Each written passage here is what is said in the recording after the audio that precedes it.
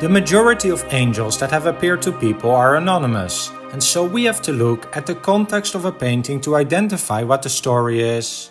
For example, when you see an angel fighting with a man, it must be the biblical story of Jacob wrestling with the angel.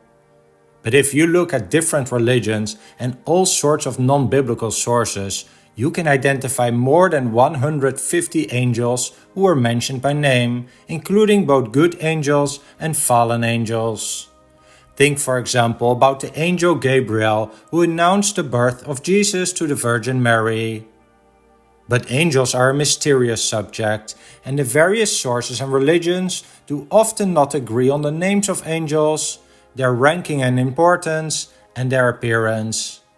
It is fair to say that this is a very complicated subject matter, but that makes it even more interesting to try to make sense of it, especially when we look at artworks over time.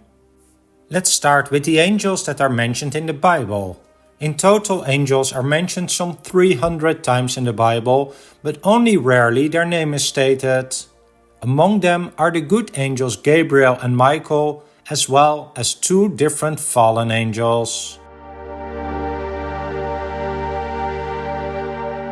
The first time in the Bible that an angel is identified by name is in the book of Daniel, chapter 8, where Daniel has a dream and there comes an angel named Gabriel to explain the meaning of the dream to him.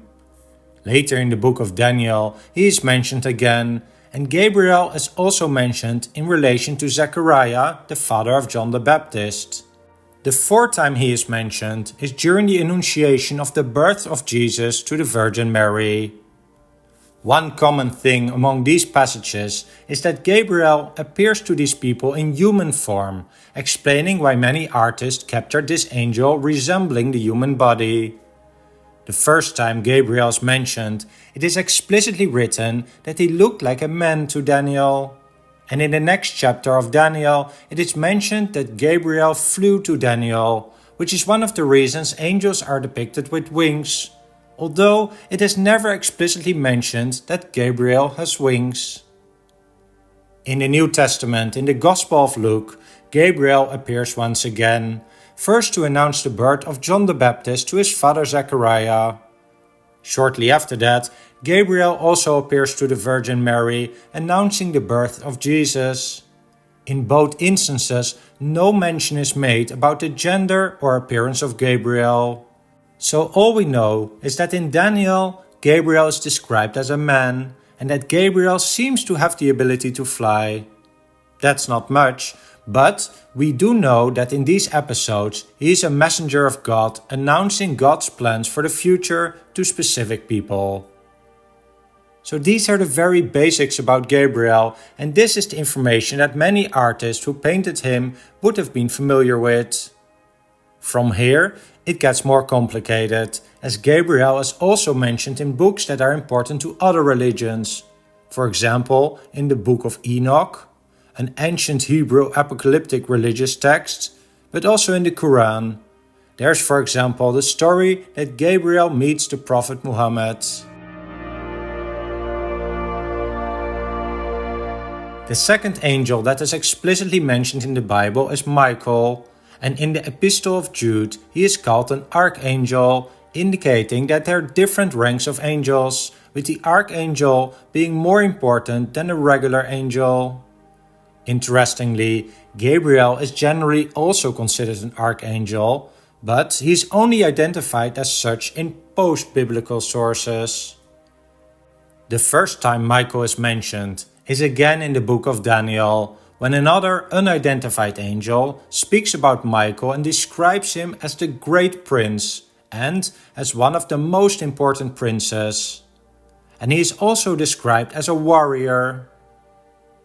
The final time Michael is mentioned is in the book of Revelation chapter 12, which states, "Then there was a war in heaven. Michael and his angels fought against the dragon. The dragon and its angels fought back, but they were not strong enough." The dragon represents the devil here, and this is a scene that has become popular among artists who show Michael fighting them, sometimes with the Satan or the dragon alone, but oftentimes with a whole army of fallen angels. So one thing is clear, Michael is a warrior angel, and you will often see him with a sword, some warrior outfit, and sometimes with a shield, like in this painting from around 1720 by Sebastiano Ricci. The Bible also speaks about the fallen angel several times, and that is a referral to Satan or Lucifer. According to Ezekiel chapter 28, this angel was a very beautiful one, a cherub, but then the fallen angel rebelled against God and was thrown out of heaven, something that Alexandre Cabanel captured beautifully in this painting of the fallen angel, a male-looking angel with a muscular body and eyes full of vengeance. And as this fallen angel is often considered to be Satan or the devil, there are many other references to him or her in the Bible, basically every time that Satan is mentioned, already starting with the original sin of Adam and Eve. There is one more angel mentioned by name, the least known among these, and his name is Abaddon in Hebrew or Apollyon in Greek. This fallen angel is only mentioned once in chapter 9 of the book of Revelations, where he is described as the angel who rules over the bottomless pit. I tried to search for any good depiction of this angel, but didn't find much.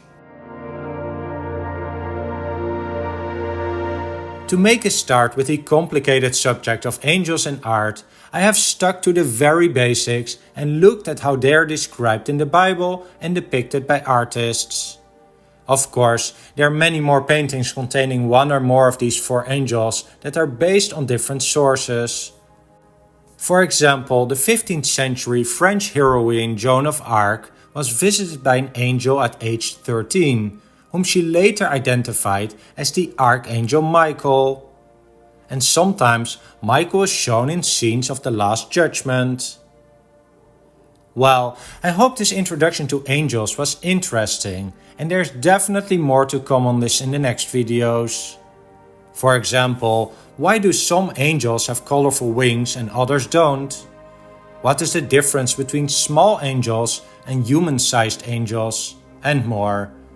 If you enjoyed this video, please hit that thumbs up button, subscribe, hit the notification bell, and leave a comment down below with your thoughts and questions. Thanks for watching.